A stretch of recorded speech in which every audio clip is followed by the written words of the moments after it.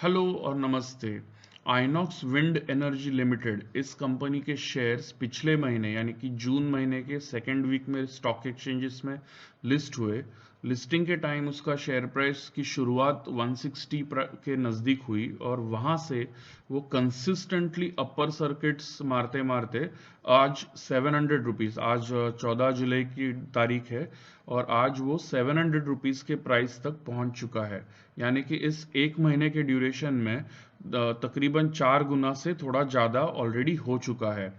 तो बहुत सारे लोगों के मन में जो इस कंपनी के शेयर्स खरीदना चाहते हैं या ऑलरेडी जिनके पास इसके शेयर्स है, उनके मन में यही सवाल है कि और कितना वो यहाँ से आगे भाग सकता है।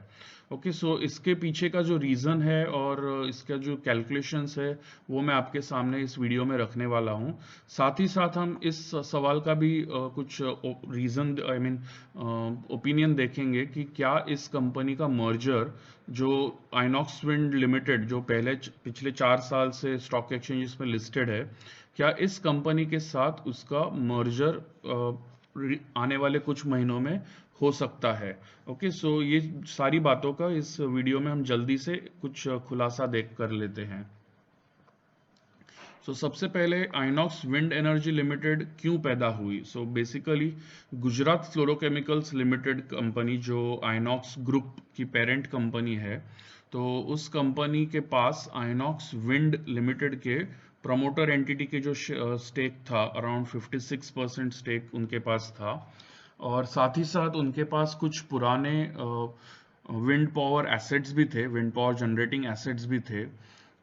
उन सब चीज़ों को उन्होंने एक कंपनी में सेपरेट करके उसको डीमर्ज करने का सोचा। उस कंपनी का नाम उन्होंने आइनॉक्स विंड एनर्जी लिमिटेड दिया है। उसको सेपरेट करते समय उन्होंने उनके खुद के शेयर होल्डर्स को 1:1 रेशियो में शेयर्स अलॉट किए। आइनॉक्स विंड एनर्जी के जो शेयर होल्डर्स है बेसिकली वो सारे गुजरात फ्लोरोकेमिकल्स लिमिटेड के पहले से शेयर होल्डर्स थे। काफी समय बाद फाइनली ये डीमर्जर का सब प्रोसीजर पिछले साल यानी कि ईयर 2020 में कंप्लीट हो गया था, लेकिन लिस्टिंग जो है आइनॉक्स विंड एनर्जी के शेयर्स का लिस्टिंग जो है वो अभी जून महीने में यानी कि 2021 के जून महीने में अभी हुआ है।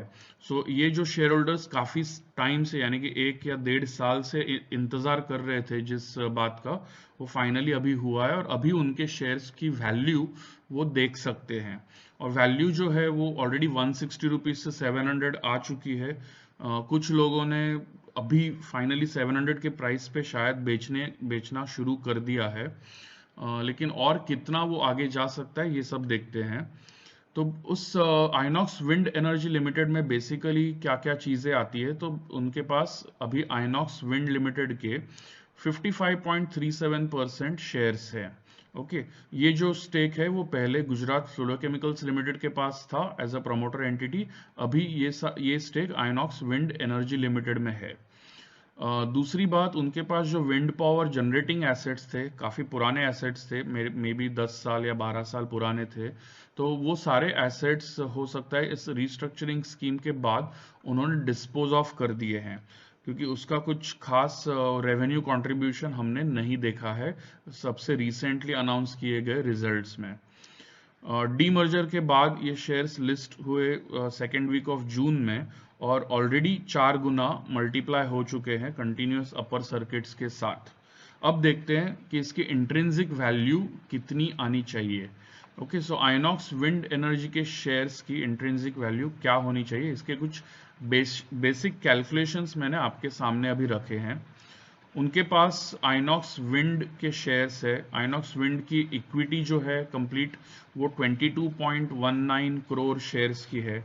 इसमें से आइनॉक्स विंड एनर्जी लिमिटेड के पास 55% है यानी कि 12.29 करोड़ शेयर्स है। आज आइनॉक्स विंड का क्लोजिंग प्राइस 99 रुपीज़ पे था, 100 के ऊपर भी कुछ टाइम के लिए गया था, लेकिन क्लोजिंग प्राइस जो है 99 रुपीज़ पे आ गया और इस प्राइस पे जो आइनॉक्स विंड एनर्जी लिमिटेड के पास जो उसका स्टेक है उसकी वैल्यू 1200 करोड़ से थोड़ा सा ज़्यादा आती है। ओके, सो ये 1200 करोड़ जो है वो बेसिकली आइनॉक्स विंड एनर्जी की इंट्रिंसिक वैल्यू बन जाती है। आज आइनॉक्स विंड एनर्जी की अगर इक्विटी हम देखें तो उसमें 1.1 करोड़ शेयर्स हैं। ओके, सो अगर हम इस 1200 के फिगर को 1.1 से डिवाइड करें तो हमें उसकी इंट्रिंसिक वैल्यू पर शेयर जो मिलती है वो आती है 1100 रुपए के नजदीक। ओके, सो आइनॉक्स विंड एनर्जी लिमिटेड की स्टेक आइनॉक्स विंड में जो उनका स्टेक है उसकी वैल्यू पर शेयर बेसिस पे अगर हम कन्वर्ट करें तो 1100 रुपए के नजदीक आती है। आज उसका शेयर प्राइस 700 रुपए पे है, यानी कि वो अभी भी उस इंट्रिंसिक वैल्यू के कंपैरिजन में नियर अबाउट 36% डिस्काउंट पे चल रहा है। ओके, सो ये जो बेसिकली हमने जो शेयर प्राइस में रैली देखी है 160 रुपीज से 700 तक, ये बेसिकली उसको उस इंट्रिंसिक वैल्यू के नजदीक ले जा रही है। सो हो सकता है ये प्राइस और भी थोड़े टाइम और कुछ और दिनों के लिए अपर सर्किट्स मेंटेन करे या रैली कंटिन्यू करे। हो सकता है पूरा डिस्काउंट कवर ना करे, 5 या 10% डिस्काउंट फाइनली बचा रह सकता है।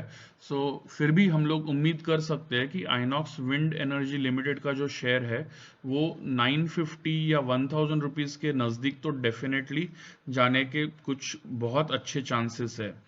1000 के आसपास ट्रेड होते हुए हम लोग हो सकता है अगले महीने तक उसको देखें। अब मर्जर की पॉसिबिलिटी के बारे में कुछ बात करते हैं। सो आइनॉक्स विंड एनर्जी लिमिटेड ये कंपनी तो डेफिनेटली गुजरात फ्लोरोकेमिकल्स लिमिटेड के शेयर होल्डर्स के लिए वैल्यू अनलॉकिंग के लिए की गई थी। अभी इस दो अलग अलग कंपनीज स्टॉक एक्सचेंजेस पे लिस्टेड है और दोनों कंपनीज एक ही बिजनेस एसेट्स को रिप्रेजेंट कर रहे हैं, जो बेसिकली आइनॉक्स विंड के जो विंड टर्बाइन मैन्युफैक्चरिंग बिजनेस है उसको रिप्रेजेंट कर रहे हैं। तो दो अलग कंपनीज लिस्टेड रखने में कोई मतलब नहीं है अगर सेम एसेट्स को रिप्रेजेंट करना है तो। उसके लिए दो पॉसिबिलिटीज है, या तो आइनॉक्स विंड एनर्जी लिमिटेड में कुछ एडिशनल बिजनेस यूनिट आ जाए या फिर उन दोनों का मर्जर हो जाए। क्या एडिशनल बिजनेस यूनिट आ सकता है, तो उसमें ये एक पॉसिबिलिटी है कि आइनॉक्स विंड एनर्जी लिमिटेड अलग से कैपिटल रेज करे, उस कैपिटल को यूज करके आइनॉक्स विंड से विंड टर्बाइन जनरेटर्स खरीदे और विंड फार्म्स सेटअप करे, यानी कि wind power generation assets develop करे, जिसमें से जो रिन्यूएबल एनर्जी जनरेट होगी वो बेच के उनको एक रिकरिंग रेवेन्यू मॉडल जनरेट हो जाएगा, जिसमें डिसेंट रिटर्न्स कमाए जा सकते हैं। अराउंड 12 to 15% के रिटर्न्स जनरेट किए जा सकते हैं। ओके, ये एक पॉसिबिलिटी है और over a period of time इसमें स्केल बिल्ड किया जा सकता है। हो सकता है 500 या 1000 मेगावाट्स या उससे ज़्यादा की कैपेसिटी वो आने वाले 2-3 साल में सेटअप कर सकते हैं, ये एक पॉसिबिलिटी है। इसमें अभी तक कोई एग्जैक्ट अनाउंसमेंट पता नहीं चला है, हो सकता है आने वाले कुछ महीनों में हमें उसके बारे में कुछ एडिशनल इन्फॉर्मेशन मिले। अगर ये प्लान नहीं है उनका तो मेरे हिसाब से दो अलग एंटिटीज लिस्टेड रखने में कोई मतलब नहीं है, और कभी ना कभी आने वाले 6 महीने में या आने वाले 12 महीनों में इन दोनों कंपनीज का मर्जर होने के स्ट्रॉन्ग चांसेस बनते हैं। दोनों कंपनीज में प्रमोटर स्टेक काफी हाई है। आइनॉक्स विंड एनर्जी लिमिटेड में भी मेरे ख्याल से 68 या 69% प्रमोटर स्टेक है और आइनॉक्स विंड लिमिटेड में भी अराउंड 73% स्टेक है।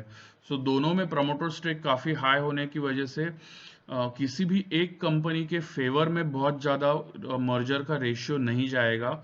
हम लोग उम्मीद कर सकते हैं कि दोनों के फेयर वैल्यूज के नजदीक ही कैलकुलेशंस होंगे और उस हिसाब से ही मर्जर का रेशियो फाइनलाइज हो जाएगा, प्रोवाइडेड ये अलग से कोई उनका बिजनेस प्लान ना हो तो। ओके, आने वाले मे बी 1 या 2 क्वार्टर्स में ही हमें कुछ अनाउंसमेंट या उस दिशा में कुछ बातें मैनेजमेंट से पता चल जाएंगी। जैसे ही वो पता चलती है मैं वापस आपके सामने वो जो भी इंफॉर्मेशन वो बताते हैं वो आपके सामने मैं लेके आऊँगा।